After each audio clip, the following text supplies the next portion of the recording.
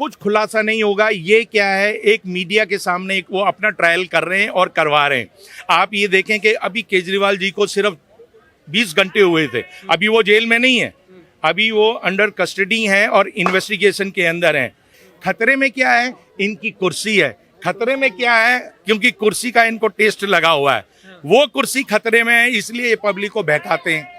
आज आप अरविंद केजरीवाल को जेल में डाल दे रहे हो, कल आप आम आदमी पार्टी के और नेता डाल दो। मैटर वो नहीं है, मैटर ये है कि अजीत पवार आपकी पार्टी में आता है, धुल जाता है। आप शुभेंदु अधिकारी आपकी पार्टी में आते हैं, धुल जाते हैं। नारायण राणे आपकी पार्टी में आते हैं, धुल जाते हैं। क्योंकि जिन जिन लोगों को आपने झूठ बोल के बिजली फ्री दी, उसका 2.5 लाख रुपए बिल आ रहा था। गरीब लोगों का पानी के बिल आ रहे, पहले आपने पानी का बिल माफ कर दिया, उसके बाद फिर पानी का बिल आ रहा है आपका। कोरोना में लोगों को वैक्सीन नहीं मिली, इन्होंने अपनी अलग से गेम खेली। कुछ लोग कह रहे हैं, अभी एयर इंडिया से कॉल आया मेरे पास, कह रहे भैया एयर इंडिया बिका हुआ खरीदोगे। मैंने कहा मेरी औकात नहीं है।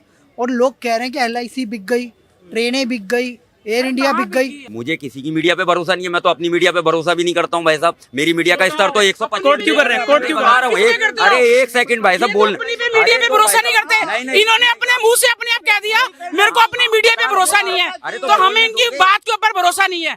ये अपने ये कुछ भी बोलेंगे ना, प्रूफ के साथ दिखाएं। नमस्कार बाबा, स्वागत है आपका हमारे चैनल पर। दिल्ली के मुख्यमंत्री अरविंद केजरीवाल की कथित शराब घोटाले में गिरफ्तारी हो चुकी है। कल पेशी भी होनी है, जिसको लेकर आज जो मुख्यमंत्री साहब की धर्मपत्नी है सुनीता केजरीवाल जी, उन्होंने एक प्रेस कॉन्फ्रेंस करी और उसमें कहा है कि कल कोर्ट में केजरीवाल कुछ बड़ा खुलासा करने वाले हैं। अब इस पूरे मामले पर जनता की क्या राय है, कैसे देखते हैं इस पूरी गिरफ्तारी को और क्या फंसाया जा रहा है मुख्यमंत्री साहब को, जान लेते हैं। क्या नाम हो सर? देखो, मैं ज्ञान प्रकाश शर्मा दिल्ली से ही हूँ जी।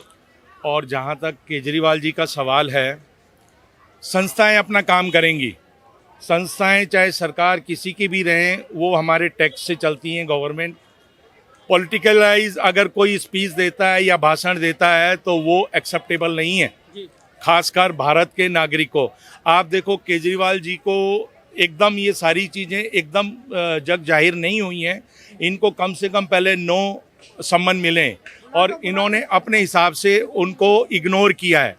आप एक नॉर्मल कोई सिटीजन होता है, पुलिस वाला एक समन लेके आ जाता है तो उसका खाना हराम हो जाता है। आप ये देखें, तो ये चीफ मिनिस्टर से पहले ये भारत के नागरिक हैं और इनको चाहिए था कि उनकी जो संस्थाएं हैं उनको रिस्पॉन्स करते, कानून का फ़ायदा उठाते और कानून की रिस्पेक्ट करते और उनके पास में ये जाते। लेकिन इन्होंने पॉलिटिकलाइज ये इसलिए किया, इलेक्शन डिक्लेयर हुए। इलेक्शन डिक्लेयर होने के बाद में इन्होंने सोचा कि दिल्ली की पब्लिक इनके साथ में आएगी, बाउंस बैक हो गया वो। आप देख लो, कोई भी एक भी नागरिक दिल्ली में पूरी में देख लो, आप जितना दिल्ली को मैं जानता हूं शायद नहीं कोई समझ पाएगा उसको। एक भी नागरिक उनके पीछे कोई खड़ा है? ये जितने भी यहाँ पे जो है वक्ता जितने खड़े हुए हैं सारे पॉलिटिकल हैं, केजरीवाल जी को सपोर्ट कर रहे हैं, जो कि उनको मालूम है कि वो गलत हैं। सर, कहा जा रहा है कि सरकार जो चल रही है वो जेल से ही चल रही है, उसमें 2 ऑर्डर पारित भी कर चुके हैं, एक जल बोर्ड को लेकर हो चाहे। और आज सुनीता केजरीवाल प्रेस कॉन्फ्रेंस करती है, वो कहती है कि कल जब पेशी होगी मुख्यमंत्री साहब की तो एक बड़ा खुलासा करने जा रहे हैं। कैसे देखते हैं इस बयान को? कुछ खुलासा नहीं होगा। ये क्या है, एक मीडिया के सामने एक वो अपना ट्रायल कर रहे हैं और करवा रहे हैं। आप ये देखें कि अभी केजरीवाल जी को सिर्फ 20 घंटे हुए थे, अभी वो जेल में नहीं है, अभी वो अंडर कस्टडी हैं और इन्वेस्टिगेशन के अंदर हैं। आपके जो मिनिस्टर हैं, यहाँ के जो नाम नहीं लूँगा, जो जल मिनिस्टर हैं और एक वो जो स्वास्थ्य मंत्री हैं, उनको 20 घंटे पहले क्या नहीं पता था कि दिल्ली में क्या चीज़ चाहिए और क्या नहीं चाहिए? केजरीवाल जी ही उसको इंस्ट्रक्ट करेंगे। इसका मतलब आपके मिनिस्टर काम नहीं कर रहे हैं, इसका मतलब आपने जो है पब्लिक को, दिल्ली की पब्लिक को बेवकूफ़ समझा हुआ है और दिल्ली की पब्लिक वाकई में बेवकूफ़ नहीं है। अच्छा सर, आखिरी सवाल होगा, फिर मैं सरदार जी से बात करूंगा। 31 तारीख को पूरा इंडिया गठबंधन प्रोटेस्ट करने वाला है रामलीला मैदान में बीजेपी के खिलाफ कि लोकतंत्र की हत्या की जा रही है। इलेक्शन से पहले ही उन्हें क्यों जेल में डाला गया, कैसे देखते हैं सर? ये देखें, ये इनके जुमले हैं हर पार्टी के। कोई बोलेगा कि देश में लोकतंत्र की हत्या हो रही है, लोकतंत्र खतरे में है, वो खतरे में, कुछ खतरे में नहीं है। मैं सिटीजन हूँ, आप भी सिटीजन हैं, आप फ्री घूम रहे हैं ना, आपको किसी ने कोई खतरे में कुछ नजर आ रहा है? यहाँ पर कुछ नहीं आ रहा। खतरे में क्या है, इनकी कुर्सी है। खतरे में क्या है, क्योंकि कुर्सी का इनको टेस्ट लगा हुआ है, वो कुर्सी खतरे में है, इसलिए ये पब्लिक को बहकाते हैं। और उसमें से अगर 2% पब्लिक बहक भी जाती है, मान के चलो, तो कुछ होने वाला नहीं है, सब कुछ ठीक है। और जो भी संस्थाएं, फिर मैं रिपीट कर रहा हूं आपके चैनल के माध्यम से कि जुडिशरी की सब रिस्पेक्ट करते हैं। केजरीवाल जी को भी पता है कि जुडिशरी अपना काम कर रही है और सही डायरेक्शन में काम कर रही है, लेकिन उनको कहीं ना कहीं तो अपने को डिफेंड करने के लिए बोलना पड़ेगा ना। अच्छा सर, कुछ बोलना चाह रहे हैं? मैं ये बोलना चाह रहा था, भाई साहब अभी काफ़ी देर से टिप्पणी केजरीवाल पे कर रहे हैं। पहली चीज़ तो पूरा मुद्दा पता होना चाहिए। 10 दिसंबर को जब मिस्टर शेट्टी गिरफ्तार हुए थे और उसके 6 महीने के अंदर जब उनकी बेल हो गई है और गिरफ्तारी के 5 दिन के बाद उनके अंदर चुनावी चंदा दिया गया है 60 करोड़ रुपए का, ठीक है, तो उस व्यक्ति को आधारभूत बनाया जा रहा है, जो व्यक्ति आज की डेट में सरकारी गवाह बन करके ये कहता है कि मैंने 100 करोड़ की रिश्वत ली है। तो 2 साल से ईडी भाई साहब अपने हाथ पे हाथ रख के क्यों बैठी हुई थी? क्यों 54 रुपए की भर्ती नहीं की गई? 54 क्यों नहीं पकड़ा गया है? आपने सिसोदिया जेल में डाल दिया, सत्येंद्र जैन जेल में डाल दिया, आज आप अरविंद केजरीवाल को जेल में डाल दे रहे हो, कल आप आम आदमी पार्टी के और नेता डाल दो। मैटर वो नहीं है, मैटर ये है कि अजीत पवार आपकी पार्टी में आता है, धुल जाता है। आप शुभेंदु अधिकारी आपकी पार्टी में आते हैं, धुल जाते हैं। नारायण राणे आपकी पार्टी में आते हैं, धुल जाते हैं। रमेश पोखरियाल निशंक, ऐसे 36 नेता हैं जिन पे आपने कार्रवाई करने का तो जिम्मा ही नहीं उठा रखा। उसके बाद साफ सरकार, साफ सुथरी सरकार, स्वच्छ छवि वाली सरकार। मोदी जी इसके लिए पूर्णतः जिम्मेदार है। अच्छा सर, का सवाल यही है कि जो बीजेपी में आता है वॉशिंग मशीन में जाके साफ कैसे हो जाता है? सर देखिए, कुछ साफ नहीं होते। इन भाई साहब ने ये कहा केजरीवाल जी को नो सम्मन आए थे, नो सम्मन, बहुत बड़ी बात है। नो सम्मन आए थे, इन्होंने नो सम्मन पे कोई जवाब नहीं दिया, सम्मन को हल्के में लिया। क्यों लिया हल्के में? क्योंकि ये सोच रहे थे कि जनता इनके साथ है, जनता इनका पूरा विश्वास जिताएगी। इनसे यमुना साफ नहीं हुई इनसे। भाई साहब ये पब्लिक है, ये सब जानती है कि अंदर क्या है बाहर क्या है, ये पब्लिक सब जानती है। तो केजरीवाल जी को बिल्कुल माफ नहीं करेगी 140 करोड़ जनता, क्योंकि जिन जिन लोगों को आपने झूठ बोल के बिजली फ्री दी, उसका 2.5 लाख रुपए बिल आ रहा था गरीब लोगों का। पानी के बिल आ रहे, पहले आपने पानी का बिल माफ कर दिया, उसके बाद फिर पानी का बिल आ रहा है आपका। कोरोना में लोगों को वैक्सीन नहीं मिली, इन्होंने अपनी अलग से गेम खेली। मोदी जी ने क्या करा, वहां पे कोरोना में लोगों को 140 करोड़ लोगों को राशन बांटा, उसके बाद कोरोना में वैक्सीन लगवाई, लोग बेहाल हो रहे थे, इन्होंने शराब के ठेके खुलवाए। इनके ऊपर कड़ी से कड़ी जांच होनी चाहिए, क्योंकि इनके ऊपर नो सम्मन आए। नो सम्मन कोई सर आसान बात नहीं है, आपने नो सम्मन को हल्के में लिया, तो इसका जवाब आपको जनता देगी। बस सवाल तो वाजिब बनता है ना, नो सम्मन आने के बाद क्यों इग्नोर किया गया केजरीवाल की तरफ से? सम्मानों के प्रति याचिका दायर की गई थी कोर्ट में, जो अभी तक विचाराधीन है, पूर्णतः जानकारी दुरुस्त कर लें। और पीएमएलए एक्ट के अंतर्गत ये ईडी के पास राइट है कि 3 साल तक बिना किसी अभाव के, बिना किसी सबूतों के वो आपको गिरफ्तार करके अपने पास संरक्षण में रख सकती है, जांच के आधार पर। जो कि आज की डेट में चार्जशीट दाखिल नहीं हुई है आपके सिसोदिया पे और आपके ईडी ने तो पहले प्रूफ दिखाया ना कोर्ट में जाके, उसके बाद उनसे पूछताछ के लिए गए। प्रूफ का काउंटर, उसी प्रूफ का काउंटर आज की डेट में निचली अदालत पर है।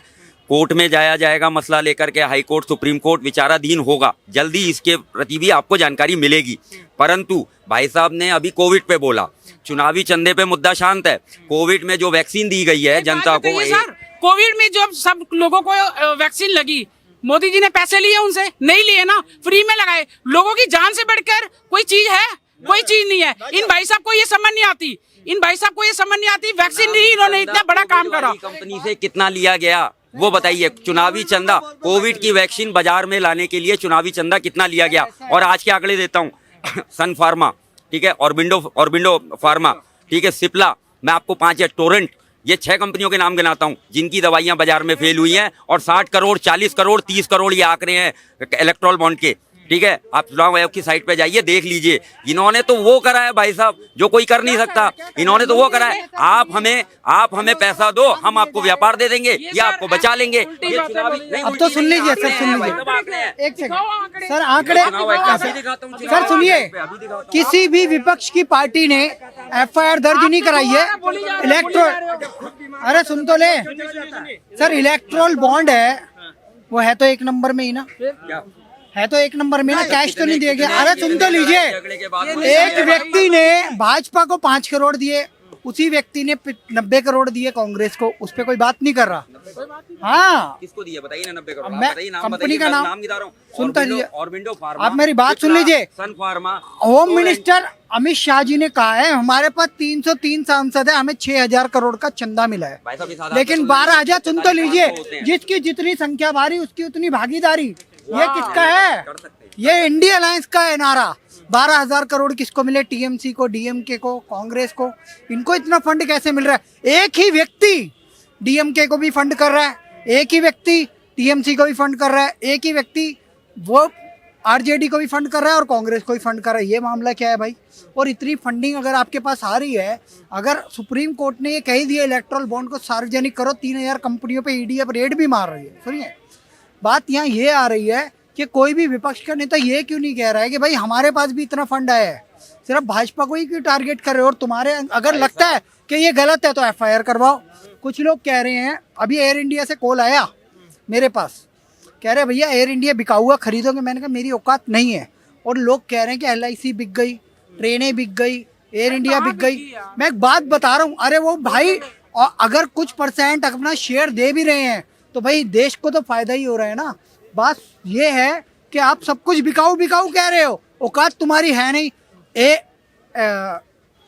दिल्ली एयरपोर्ट था ना जो AIMR कुछ करके MR कंपनी के पास था। MR कंपनी जो है अमेरिका की, अमेरिका से टेक ओवर किसने किया? ऑक्शन में अडानी ने। अब अडानी को क्या देश बिक गया? ऐसा नहीं होता है सर, टेक ओवर हमारा है। इससे पहले जितने भी हमारे सार्वजनिक संस्थान हैं, PSUs हैं, ये सारे का निर्माण किया गया है। ये पहली सरकार आ रही है जिसने PSUs को निकाल करके प्राइवेटाइजेशन के युग में रखा है। अडानी जी कह रहे हैं, अडानी जी की इनकम की उत्पत्ति तो देखिए, उसकी दर प्रतिशत निकालिए भाई साहब। 3 दिन पहले का USA गवर्नमेंट का स्टेटमेंट है, अडानी की कंपनीज पे केसेस हुए हैं। आप देखिए जानकारी, टीवी नहीं दिखाएगा।